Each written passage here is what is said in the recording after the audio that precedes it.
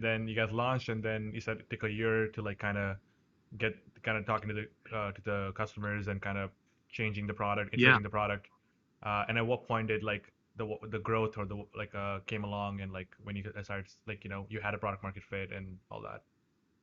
Yeah, I mean, that's a tough question. I mean, I think so. Initially, we built a product, and we had built it as kind of a marketplace first. So the idea would be that promoters and talent organizers would come and create a profile, and then you know um, artists and booking agencies would come and create a profile, and then they would connect, and they would essentially work with one another.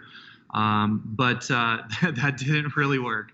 And I think we made a lot of assumptions that there would be this kind of magic place that people could just come on and just work with one another, and it didn't quite work out that way. So I think a lot of the research that we did on the agent side and the artist side was great, and a lot of the tools that we built were exactly spot on with what they needed.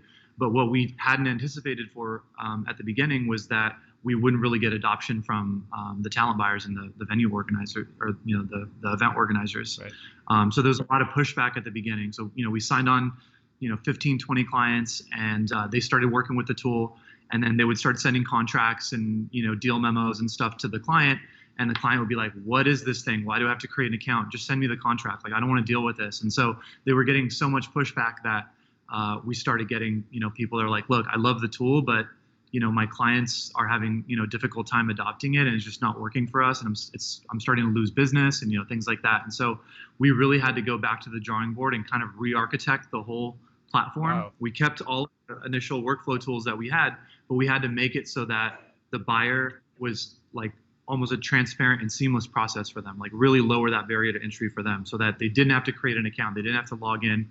Everything was done via email. All of the interaction was done via click a button in an email, go to a screen, interact with that screen, and then Done. Yeah. and then on to the next thing. Yeah. So that's kind of the initial major assumption that we had made that didn't quite pan out for us. But as soon as we figured out how to get around that, that's really where the growth started happening. Very cool. So.